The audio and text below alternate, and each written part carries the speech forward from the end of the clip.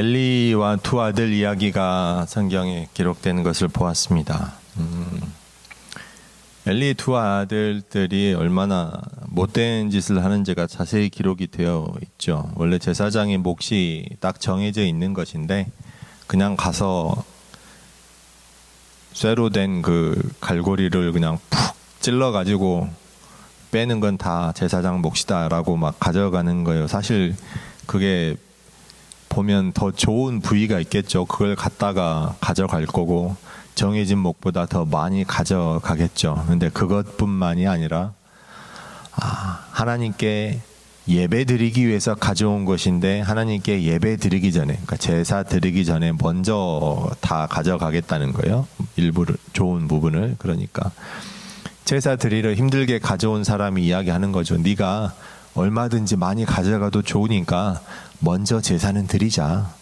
기름을 태운 후에 너 원하는 대로 다 가져가라 라고 했는데도 소용이 없이 그냥 억지로 다 가져가는 것입니다.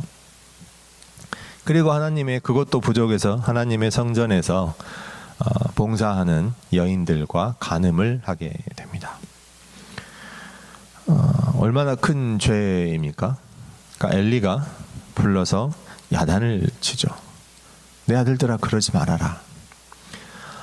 우리가 엘리를 생각할 때 갖는 이미지가 뭐가 있을까요? 제가 젊었을 때 예전에 생각할 때는 엘리 그러면 뭔가 우리가 좀 뭔가 부족한 목회자, 뭔가 잘못된 그런 이미지가 굉장히 강했었습니다. 그런데 엘리의 통찰력을 보면 절대로 뭐가 어리석어서 뭘 잘 모르는 그런 사람은 아니에요.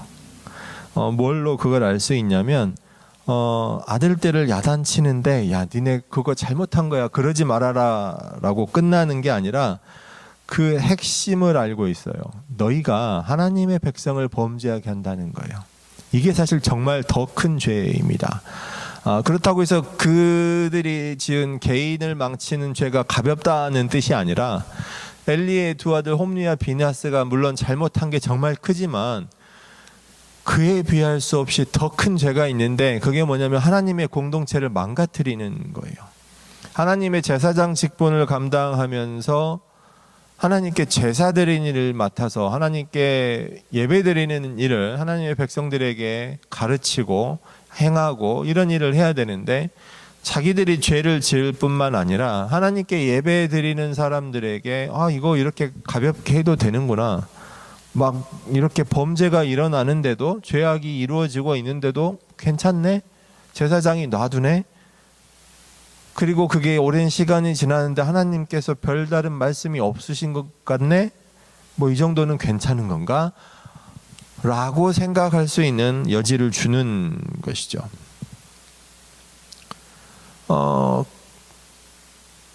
엘리가 이렇게 사실을 알고 있었는데도 야단을 쳤는데도 그러면 괜찮은 거 아닌가? 괜찮은 게 아닌 거예요. 그 다음 조치가 없었거든요. 그 다음 후속 조치가 없어요. 아들들아 하지 말아라. 아들들이 안 들었죠. 성경은 아주 단순하게 표현합니다. 하나님께서 그들을 죽이기로 작정하신 거예요. 이미 그 두 아들은 죽게 된 것이죠. 우리가 세상을 살다 보면 여러 가지 문제 있는 것들을 보게 됩니다. 교회에는 그런 일이 없으면 좋겠지만, 교회가 참 거룩하고 아름답고 좋은 일만 있으면 좋겠지만 아주 불행히도 살다 보면 교회 안에서도 문제가 일어나고 교회 안에서도 분쟁이 일어날 수 있고 교회 안에서도 잘못된 일이 일어날 수 있습니다. 가장 좋은 것은 일어나지 않는 것이지만 그래도 우리가 최선을 다해서 할 수 있는 건 뭐냐면 문제가 일어났을 때 최선을 다해서 그 문제를 수습하는 거예요. 그 문제를 덮어서 일어나지 않은 척, 괜찮은 척 하는 게 아니라 하나님 앞에 온전히 솔직히 고백하고 잘못된 것을 회개하고 고치는 것입니다. 그게 정말로 중요하죠. 그런데 결코 성경적인 하나님의 뜻과는 반대되는 세상적인 생각을 가지고 들어와요. 그래서 그 문제를 별거 아닌 척 덮어버립니다. 괜찮은 척, 별로 잘못하지 않은 척. 사실은 이게 더 큰 죄를 가져오게 되죠. 세상 사람들이 그걸 모를 수 있나요? 나중에라도 다 알게 되죠. 그럼 어떻게 됩니까? 괜찮은 척, 잘못하지 않은 척, 문제를 덮고 넘어간 걸 보면서 오히려 더 실망하게 되고 더 마음의 상처를 받고 교회를 떠나가는 일도 생기게 됩니다. 하나님의 답은 이렇습니다. 엘리에게 야단을 치죠. 네가 네 아들들을 나보다 더 중하게 여겼다. 사실 이 명제는 어떻게 보면 현대 그리스도인들에게 있어서도 마음의 갈등을 일으키는 부분일 수 있어요. 제가 예전에 한번 잠깐 말씀드린 기억이 나는데, 제가 신학교에서 우상에 관해서 이제 수업을 하다가 학생들끼리 이제 토론이 됐어요. 우상으로 할 수 있는 게 뭐가 있느냐. 일반적인 것들이 다 나왔는데 나중에 이제 더 이상 나올 게 없어지니까 막 더 나오는 것들이 그런 거였어요. 가족에 대한 사랑, 혹은 애국심, 사회에 대해 봉사하고자 하는 신념, 다 좋은 것들이잖아요. 그렇죠? 그런 것들이 어떻게 우상이 될 수 있어요? 그런데 그 어떤 것도 하나님보다 앞서 나가면 우상이 되는 것입니다. 그런 것들을 우리가 다 이해하고 네, 맞습니다, 아멘, 응답하지만 우리 마음속엔 약간의, 제가 뭐라고 표현해야 될까요? 거북함이 남아있어요. 불만까지는 아니지만, 아니 그래도 내가 내 가족 사랑하는데, 내가 내 자녀 사랑하는데, 내가 내 부모님 사랑하는데, 세상에서 무엇보다 비교할 수 없는 내 아내, 내 남편인데 그걸 왜 잘못됐다고 하시나요? 대놓고 하나님께 불평하기는 좀 어렵지만 마음속에 뭔가 좀 거북스러움이 남아있게 되는 거죠. 뭐 지금 현대에는 그렇게 애국심이 강조되는 시기는 아닌가요? 만약에 지금이 뭐 일제강점기인데 우리가 독립운동해야 된다고 생각을 해볼까요? 그럼 어떻게 되겠습니까? 무엇보다도 애국심이 강조되는 그런 상황이 되지 않겠어요? 그런데 거기다 대고 애국심도 우상입니다라고 말하면 하나님보다 앞서 나가면 안 된다고 하니까 맞겠죠, 맞습니다라고는 했지만 마음속에 뭔가 불편함이 남을 겁니다. 혹시 여러분은 그런 게 없으실까요? 요새 새로 태어난 손녀가 얼마나 예쁘십니까? 정말 귀한 손녀인데 손녀를 사랑하는 마음이 하나님보다 앞서시나요? 약간 생각해보고 대답하셔도 되는데 조금의 딜레이도 없이 그냥 네라고. 제가 항상 우리 사랑하는 성도 여러분들께 마음의 짐을 지워드리는 것 같아서 저도 참 고민이 많습니다만 오늘은 좀 마음을 가볍게 해드리고 싶습니다. 얼마든지 사랑하십시오. 여러분이 내 가족을 많이 사랑하고 국가와 민족을 사랑하고 내 교회 공동체를 사랑하고 내가 속한 지역사회를 사랑하고 섬기고 하나도 문제가 되지 않습니다. 여러분이 제 아무리 사랑하셔도, 생명을 내놓고 내 목숨을 내어주면서까지 사랑하셔도 아무런 문제가 되지 않습니다. 성경에 뭐라고 했나요? 내 친구를 위해서 내 생명을 내어놓으면 그거보다 더한 사랑이 있겠냐고 하지 않았어요? 하나님께서 그걸 문제 삼으시는 게 아니에요. 그럼 오늘 말씀을 볼까요? 뭐가 문제입니까? 이것은 죄와 관련된 문제입니다. 하나님께서 우리를 딱 앞에 앉혀놓고 너 어떻게 나보다 다른 걸 더 사랑할 수 있어? 이러시는 분이 아니란 말이죠. 근데 우리는 그렇게 생각하죠. 부모가 돼보셨던 분들은 아마 다 경험하실 거예요. 제가 결혼 전에 사실 되게 어렸을 때죠. 어른들 하는 거 보면서 항상 물어보는 거 있죠. 애 낳으면 엄마가 좋아, 아빠가 좋아. 저는 그렇게 생각했습니다. 나는 저렇게 유치한 질문은 절대 하지 않아야지. 제가 결혼해서 아이를 낳고 보니까 저 뒤에 신우 있네요. 신우 어릴 때 제가 물어봤습니다. 엄마가 좋아, 아빠가 좋아. 하나님이 물어보시는 질문은 그런 게 아니에요. 오늘 엘리가 어떤 상황입니까? 자녀들이 잘못하고 있어요. 죄에 빠졌습니다. 그래서 야단을 쳤죠. 근데 자녀들이 듣지 않아요. 그럼 어떻게 하죠?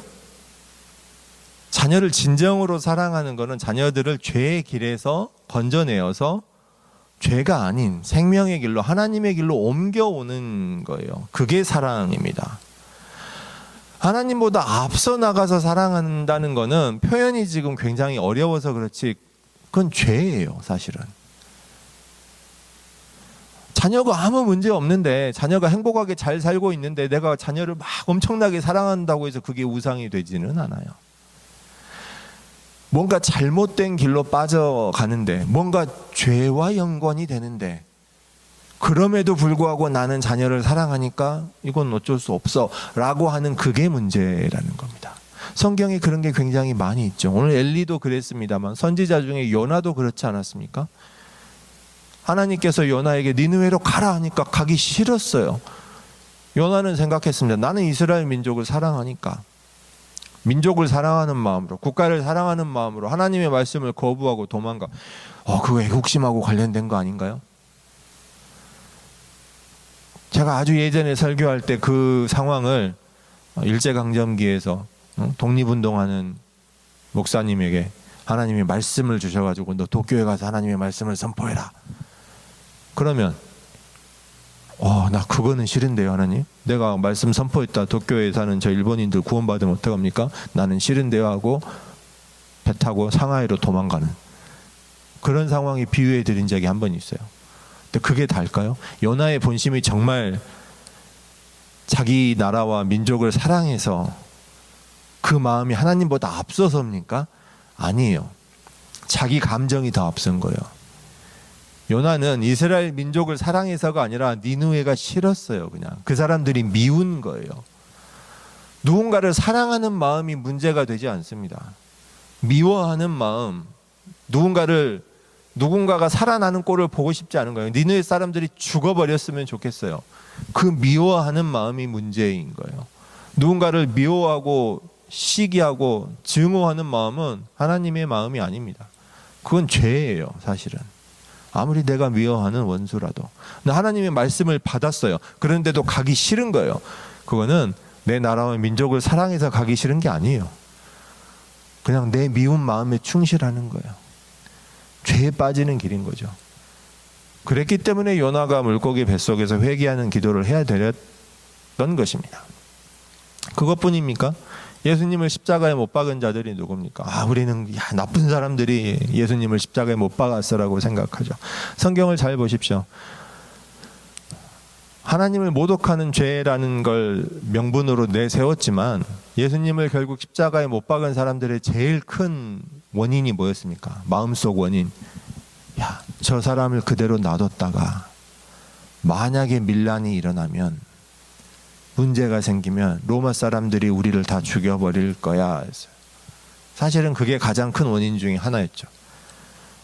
우리가 저 메시아라고 그리스도라고 하는 예수를 가만 놔두면, 아직 정확히 확실히 잘 모르겠는데 무시해서 죽이려고 하자니 너무 보여주는 표적이 많고, 성경에 기록된 예언자들, 선지자들의 예언이 다 입증되는 걸 보니까 뭔가 좀 하나님의 사랑 같은데 그걸 인정할 수가 없는 거예요. 그걸 인정했다가는 자기들이 가진 걸 다 내려놓게 생겼어요. 메시아이신 예수님이 자기들 편을 들지 않아요. 이미 기득권을 갖고 있었던 지도자들의 편을 들지 않아요. 자기들 반대편에 서 있어요. 심지어 그런데 불안하기까지 해요. 저거 그냥 놔두면 로마가 우리를 가만두지 않을 것 같아. 그게 하나님보다 앞선 거예요. 사랑하는 성도 여러분, 마음의 짐을 벗으시고 마음껏 가족을 사랑하시고 여러분 친구를 사랑하시고, 무엇보다 여러분 곁에 앉아있는, 가정에서 함께 하시는 여러분의 배우자, 아내, 남편 마음껏 사랑하시기 바랍니다. 여러분이 제 아무리 사랑하셔도 그것으로 인해서 하나님을 넘어서는 우상이 되지는 않아요. 문제는 그것이 죄와 연결되었을 때 분별할 수 있어야 합니다. 그것이 죄로 이어지지 않도록 그것만 경계한다면, 여러분이 삶에 있어서 내가 누군가를 너무 많이 사랑해서 잘못되면 어떡하지? 이런 염려를 하실 필요는 없는 거예요. 자, 우리가 다시 엘리 상황을 보려고 합니다.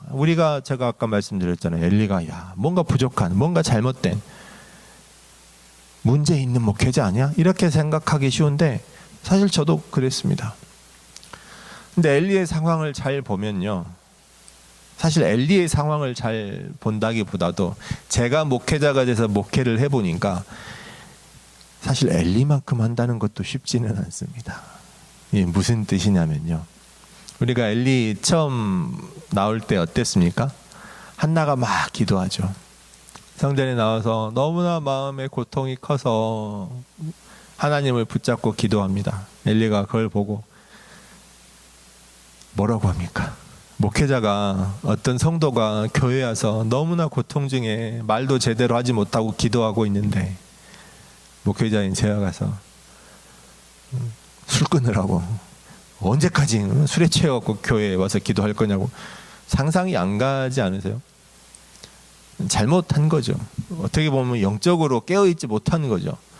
그 성도가 고백하는 거예요. 내가 술에 취해서가 아니라 마음의 고통이 이를 데 없이 커서 말 한마디 내뱉지 못하고 하나님 붙잡고 하나님께 호소하고 있었다 라고 했을 때 많은 목회자들이 어떻게 할까요? 그거 인정하면 내가 잘못했다는 거잖아요. 그거 인정하면 내가 영적으로 깨어있지 못하고 기도하는 것도 알아보지 못하고 내가 실수했다는 걸 인정하게 되잖아요. 그런데 어때요? 인정해야 돼요. 인정하는 게 당연한 거예요. 그런데 현실에는 어떻습니까? 목회자가 뭔가 꼭 이런 상황이 아니더라도 목회하면서 사역하면서 살아가면서 뭔가 실수를 했을 때 아이고 이건 제가 실수했습니다, 이건 제가 잘못했네요 라고 인정하고 고치는 걸 보기가 쉽지 않습니다. 오히려 더 야단치고 호통치는 사람도 있죠. 혹은 얼버무리고 숨기는 사람도 있죠. 이렇게 자기 잘못 앞에서, 자기 실수 앞에서 정직하게 바로 서는 사람도 쉽지 않죠.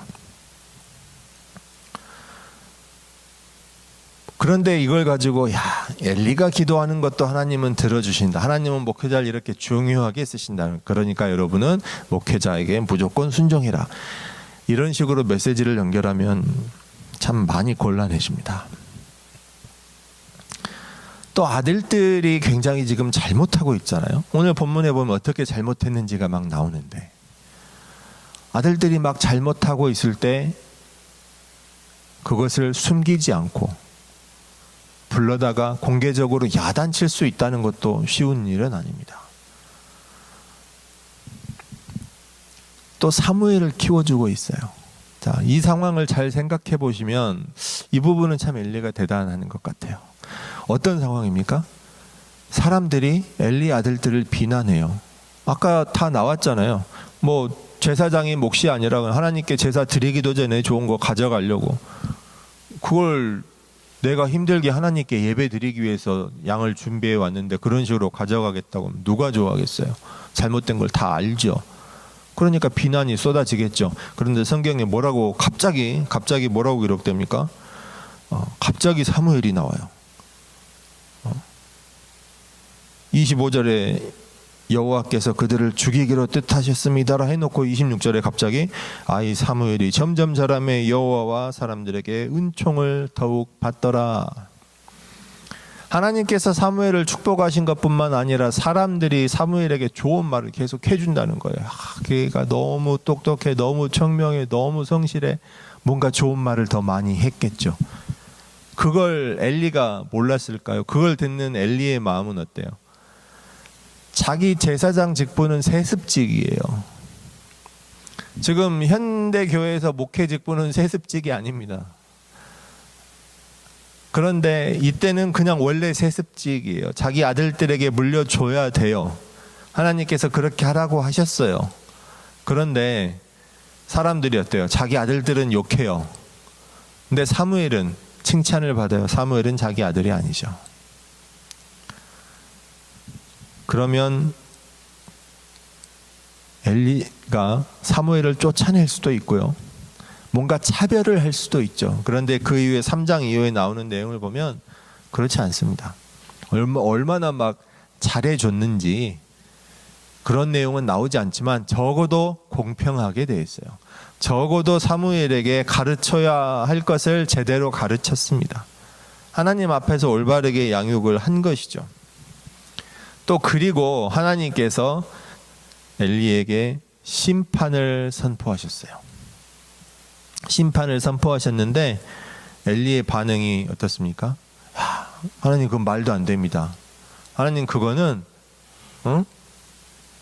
어떻게 너무 억울합니다. 이런 식이 아니라 하나님은 선하신 분이시니 하나님의 뜻대로 될 거라고 3장에 보면 그렇게 나와요. 이런 걸 보면 엘리는 그렇게까지 막 문제가 심각한 사람은 아닌 것 같아요. 오히려 실수라고 하면 자녀들의 잘못을 보고도 그걸 고치지 못한 것, 고치기 싫어했던 것은 아닌데 이렇게 보면 지극히 평범한 모습이 아닌가? 라는 마음이 들게 되는 거예요. 그래서 두려워지는 겁니다. 여러분이 보실 때 이게 엘리는 제사장이잖아요. 지금으로 따면 엘리는 성직자고 목회자니까 우리하고 무슨 상관이에요? 아니에요. 예수님께서 십자가에 못 박히시고 우리를 구원하신 이후로 우리가 다 그 역할을 감당하게 되는 거예요. 여러분이 뭐 제사장의 역할을 감당한다는 그런 직접적인 뜻이 아니라 여러분이 하나님과 맺는 관계가 엘리가 하나님과 맺는 관계와도 동일해질 수 있다라는 뜻입니다. 엘리가 자녀들이 죽게 되었을 때 어떤 마음을 가졌을까요? 사실 저는 고민했던 적이 있어요. 아니 하나님께서 심판을 선포하셨는데 왜 그 이후에도 아무런 시도를 하지 않았을까? 자기 자녀들을 살리기 위해서 하나님께서 내 아들들을 죽이시겠다는데 왜 살리려고 하지 않았을까? 보통 살리려고 하지 않겠어요? 그런데 아마 성경이 그 구체적인 내용에 대해서는 기록하지 않았을 거다라고 짐작합니다. 단 굉장히 짧게 나오죠. 하나님께서 그들을 죽이기로 뜻하셨습니다. 죄가 얼마나 무서운가를 보게 됩니다. 내가 가장 사랑하는 내 가족이 죄에 빠지면 죽을 수밖에 없는 것을 보면서 내가 가장 사랑하는 사람이 하나님을 몰라서 죄에 빠질 수밖에 없는 것, 하나님께 구원을 받아야 되는데 그것이 생명의 길인데 그게 잘 안 되는 것을 보면서 나는 왜 가만히 있지 생각하게 되는 거죠. 그냥 포기할 수 있습니까? 하나님께서 그들을 구원하지 않기로 결정하셨음이로다. 이런 식으로 뭐 하나님께서 구원하시려고 하면 구원하시겠지. 그냥 이런 식으로 있을 수 있나요? 그게 모르는 사람이라면 또 모르겠지만 내가 진정 내 사랑하는 가족이라면, 내가 사랑하는 사람이라면 그렇게 될 수 없는 것입니다. 우리는 이것을 두려워할 줄 알아야 합니다.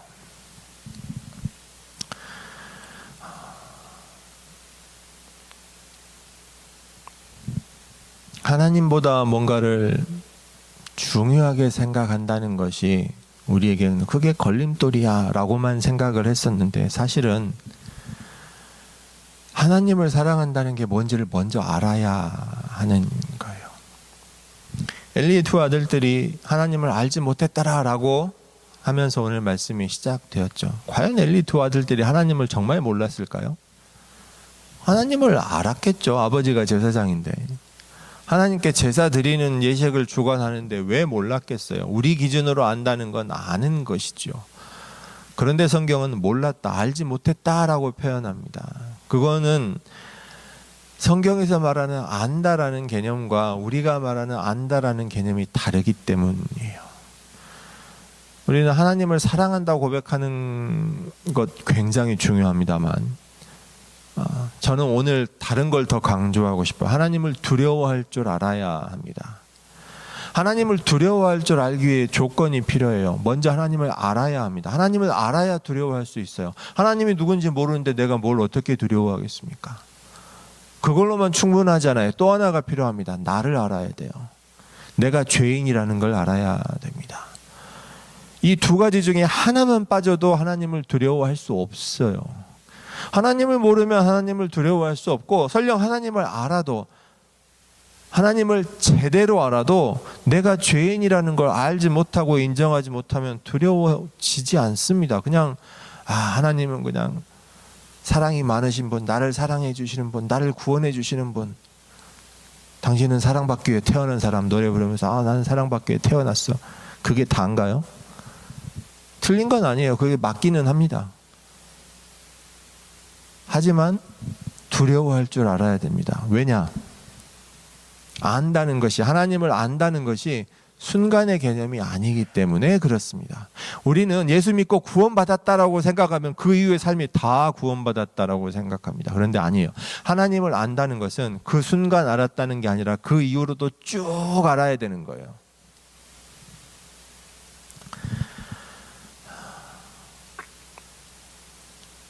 오늘 29절 30절에 보면 하나님의 약속이 취소되는 것 같은 그런 구절이 나옵니다. 그래서 많은 사람들이 의문을 가집니다. 하나님께서 영원히 행하리라고 약속하셨는데 왜 바꾸시지? 라는 생각을 품게 되는 거예요. 하나님께서 영원히 제사장 직분을 허락하셨는데 그걸 왜 취소하시는 거야? 한번 약속하신 걸 바꾸시기도 해? 그건 말이 안 되는 거잖아 라고 의심하기도 합니다. 하나님께서 한번 약속하신 건 영원한 것이다, 이렇게 믿는 것이죠. 그게 원칙적으로는 맞긴 합니다만 30절에서 이렇게 말씀하세요. 내가 전에 네 집과 내 조상의 집이 내 앞에 영원히 행하리라 하였으나 이제 나 여호와가 말하노니 결단코 그렇게 하지 아니하리라. 네, 바꾸시겠다고 하시네요. 여기서 많은 문제가 생깁니다. 하나님께서 한번 약속하신 건 반드시 지키시는데 왜 이걸 바꾸신다고 하시지? 그 이유를 단순하게 설명하세요. 나를 존중히 여기는 자를 내가 존중히 여기고 나를 멸시하는 자를 내가 경멸하리라. 이것이 하나님의 언약입니다. 제가 하나님의 언약을 몇 번 설명드리면서 그랬어요. 하나님의 언약은 은혜를 바탕으로 한다고, 일방적인 것이라고. 아브라함과 맺은 언약도 그랬던 것처럼 우리가 하나님과의 언약을 컨트랙이라고 부르지 않습니다. 그건 계약이 아니에요. 왜 그렇게 부르지 않냐면 그 언약의 바탕이 일방적인 은혜 위에 세워졌기 때문에 그렇습니다. 우리가 성경을 뭐라고 부릅니까? 구약 성경, 신약 성경 할 때 그 약이 약속의 약자입니다. Old Testament, New Testament 할 때 그게 커버넌트인 것이죠. 그러면 그냥 은혜라고 하면 되지 않습니까? 하나님께 받은 은혜면 되는 거 아닙니까? 그걸 왜 약속이라고 언약이라고 합니까? 우리에게도 필요한 게 있으니까요. 우리에게도 필요한 최소한의 것이 있습니다. 그래서 언약입니다. 하나님께서 일방적으로 우리를 사랑하셨고 자격이 없는데 일방적으로 우리에게 은혜를 주셨고 자격이 없는데 일방적으로 우리를 구원하셔서 사랑해 주시고 살려주셨지만 우리에게도 최소한의 것이 필요합니다. 그 최소한의 것들이 예수 그리스도를 내 구주로 믿어야 하는 것이고 내 십자가를 지고 주님의 길을 따라가는 것입니다. 이렇게 말하면 굉장히 어렵고 거창한 것 같지만 그것의 가장 기본이 뭐냐? 하나님을 존중하는 거예요. 하나님께서 나를 사랑해 주셨으니까 나도 하나님을 존중하고 하나님을 사랑하는 것입니다. 사실 이게 기본인 거죠. 예수님께서 수고하고 무거운 짐진 자들아 다 내게로 오라 내가 너희를 쉬게 하리라. 거기서 끝나는 게 아니라니까요. 제가 항상 말씀드리지만 가진 짐을 다 벗어버리고 그냥 주저앉아서 쉬면 되는 게 아니에요. 예수님께서 주시는 짐도 있어요. 단지 그게 훨씬 쉽고 가벼운 짐이죠.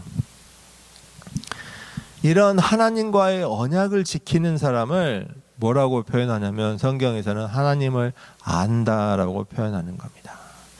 짧은 하나님의 능력을 체험할 수 있어요. 하나님의 기적을 체험할 수 있어요. 하나님께서 죽어가는 사람을 살려주실 수도 있어요. 놀라운 능력을 내 손을 통해서 베푸시는 일을 경험하기도 합니다. 그건 짧은 순간의 경험이죠. 사람들은 그걸 가지고 하나님을 안다고 착각합니다. 그건 우리 기준으로 볼 때 하나님을 아는 거예요. 하나님 기준으로는 그걸 하나님을 아는 게 아닙니다. 짧은 순간의 경험은 하나님을 아는 게 아니에요.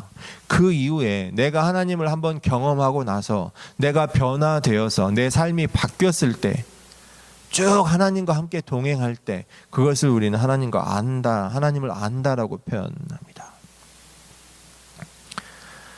이와 마찬가지로 나 자신을 알고 내가 죄인인 것을 알고 내 죄를 회개하는 것도 똑같습니다. 어떤 한순간의 경험이 아니에요. 여러분이 하나님의 은혜를 받으면 찬송하다 회개할 수도 있고 말씀을 보다 회개할 수 있고 예배 참석해서 예배 가운데 회개할 수도 있습니다. 살면서 회개의 경험 한 번 없는 사람이 어디 있습니까? 한 번도 없는 사람은 그건 성도가 아니죠. 그런데 문제는 그 짧은 순간의 회개의 경험이 진실된 회개가 아니라는 거예요. 진실된 회개는 그 경험을 통해서 내가 죄인인 걸 깨달아 알고 그 이후에 내 삶이 바뀌어서 내 삶을 통해서 그 이전의 죄와 달라진 내 삶을 통해서 하나님께 올려드리는 거예요. 주님, 내가 바뀌었습니다. 이것이 회개입니다. 그래서 굉장히 쉽고도 어렵습니다. 우리 믿음의 길은 그리스도인이 가져야 하는, 살아가야 하는 삶의 길이, 믿음의 길이 굉장히 쉽고도 어려운 이유가 여기 있어요. 굉장히 쉬운 이유는 뭡니까? 예수님을 믿기만 하면 구원받아요. 근데 어려운 이유는 뭡니까? 한번 그 순간 믿으면 끝나는 게 아니라 쭉 믿어야 합니다. 그래서 그렇게 우리가 살아가는 성도의 삶을 열매 맺는 삶이라고 표현하죠. 마지막에 열매를 맺기 위해서는 중간에 끊김이 있어서는 안 되는 거예요. 가지가 나무를 떠나버리면 열매가 맺혀지지 않습니다. 끝까지 나무에 붙어 있어야 하는 거예요. 마지막 하나님께서 부르실 때까지, 하나님의 나라가 완성될 때까지, 예수님께서 다시 오셔서 칭찬하실 때까지 끝까지 나무에 붙어 있어야만 열매가 맺어지는 것입니다. 그것이 우리 신앙이죠.